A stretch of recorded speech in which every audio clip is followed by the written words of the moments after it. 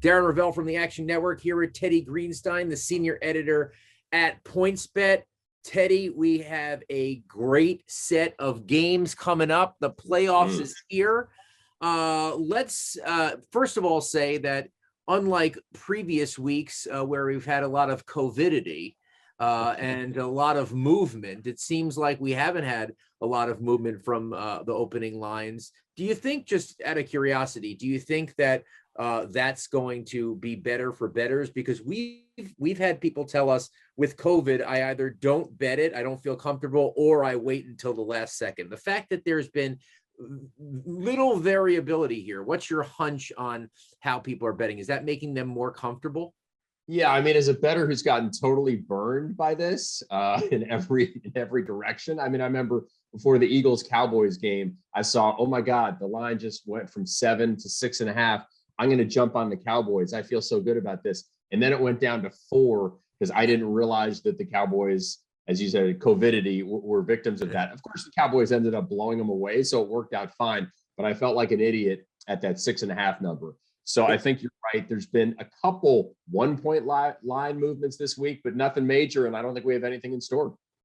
All right. So Vegas, Cincinnati, New England, Buffalo. Those are the two games on Saturday. What do you think's the one, what looks like the one that the public is liking and is most comfortable with at this point? Well, I think everybody's eager to bet on Vegas after seeing that crazy dramatic Sunday night game. So this line opened at 6.5. And at first I thought that seemed way too high. Way too high, you would think. Yes. Yeah. Yeah. The more I think about it, it makes a lot of sense. I mean, the Raiders had that emotional game on a Sunday night. Now it's an early Saturday game. There's travel involved. Cincinnati had like a glorified bye week last week. So unless Joe Burrow is not 100%, he's got Jamar Chase, he's got Mixon. So I think Cincinnati is primed to do well. 62% of our handle is on the Bengals. Okay. And then New England traveling to Buffalo. I can't believe New England's in this position and what they've done this year. Nothing's really moved that much. I think it opened at +4, now 4.5. Where are people going there? Yeah, it keeps bouncing back and forth between 4 and 4.5. Darren, I see this game. This is like the NFL version of the college football national championship game. Georgia is a more talented team, but do you dare bet against Nick Saban as an underdog? Okay, right. The Bills are the more talented team. Do you dare bet against Bill Belichick as an underdog?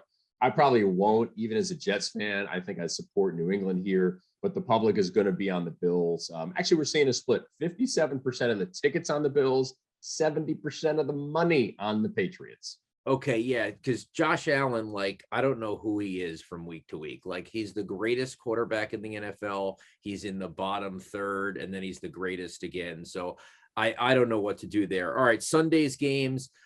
Philly, Tampa Bay, like our the director of trading, Jay Croucher, would say. Sure. Okay, so we have Philly, Tampa Bay. I don't think people are. You have over the touchdown, right? So you have Brady, 8.5. I assume people are going big time Brady because Philly is really kind of a waffling team again, almost like they blow people out and then they don't show up.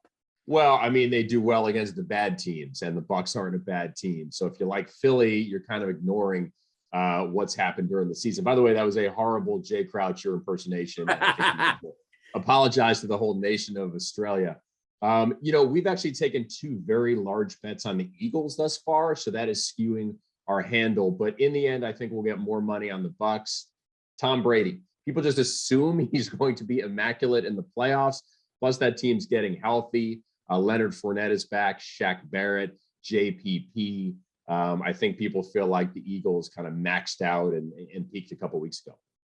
And in a battle reminiscent of our childhood, like the good old days of 1991 and 92 and 93, San Francisco and Dallas. Yeah.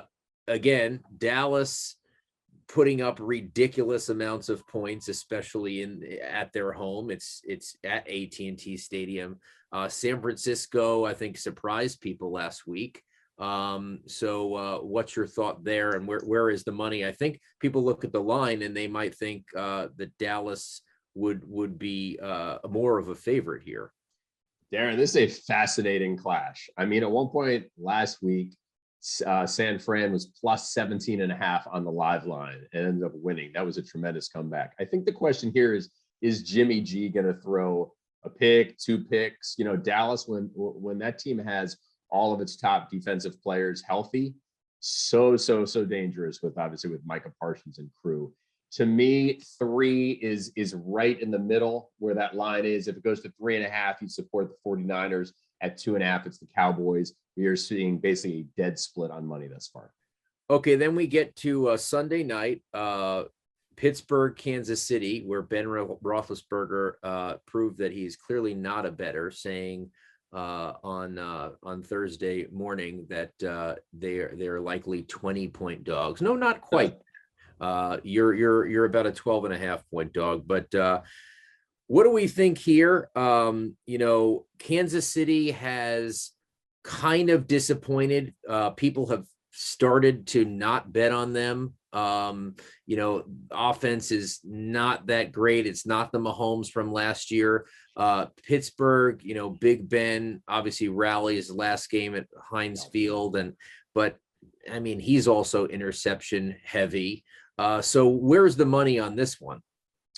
Interestingly, it's on the underdog. We got 63% of the handle on the Steelers, and that's what I have to support. I mean, I got burned by the Chiefs against the Broncos. The Chiefs had everything to play for. The Broncos, I guess they were supporting Vic Fangio, but nothing tangible to play for, and the Chiefs barely escaped that. So I think this Chiefs team might be more like last year's, where, you know, they were double-digit favorites seemingly every week and not covering. I just think it's too big a number. I think the Steelers are gritty.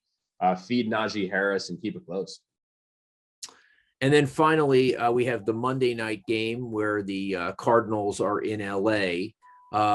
Cardinals with a horrendous end of the season. Yes. You know, and LA seems like they haven't been hitting on all cylinders, where we thought, you know, maybe this was a team that was going to be at this point a definite, like, this team's definitely going to be playing in the Super Bowl. And I don't think you can say that now. JJ Watt comes back for the Cardinals, whether that's a real boost or a psychological boost, or both. Where are the bettors here? Yeah, Darren, this is a weird game because there's so much to not like on both sides. I mean, Arizona comes stumbling in, gave up 1 million points to the Seahawks last week. The rush defense got absolutely shredded. On the other side, Matt Stafford 0-3 in the playoffs. The Rams couldn't hold a big lead against the 49ers. Interestingly enough, the public PointsBet bettors are supporting the underdog here so far. The Cardinals getting 67% of the handle. I think people just feel good about Kyler Murray, that he's going to do something special. Yeah, and I don't think SoFi Stadium necessarily has a home. It's a beautiful place. I hope to make it for the Super Bowl if the Super Bowl is even there. But I don't think there's a home field advantage really there, and that's a really interesting one. That might be at least maybe the Cardinals don't win. I don't know, but it seems like I'm not surprised that most of the money there is on the Cardinals. All right, one more thing for you. You guys do some boosts like everyone, but you tend to be a little bit more creative. You put it to kind of looking at things that are in your editorial world and then using that to drive people. You guys have a field goal boost. Every team must kick 1 field goal for this to hit. Tell us about it. Tell me what odds you're offering, and tell me what my real chances are given the teams that are playing. Yeah, you're going to need a calculator to figure out the true odds of this. So I edit our newsletter. It's called The Hustle. So I try to come up with a novel boost every week. For some reason, maybe when I was seeing Carlson bang all those field goals through for the Raiders, I thought, what are the chances that there's going to be 1 made field goal or more by each of the 12 teams in the playoffs? So our guys priced that, the true price at plus 625, boosted to plus 700. A little data here. It's about an 80% chance during the season that an NFL team is going to make a field goal. I'm certainly going to be elevated during the playoffs. One, there's no Brandon Staley. So the Chargers are out.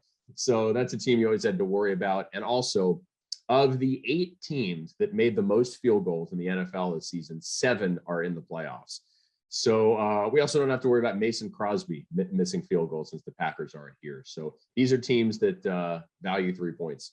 You wouldn't have said that 7 years ago, but Mason Crosby was like the best kicker in the league, but obviously he's faltered since then.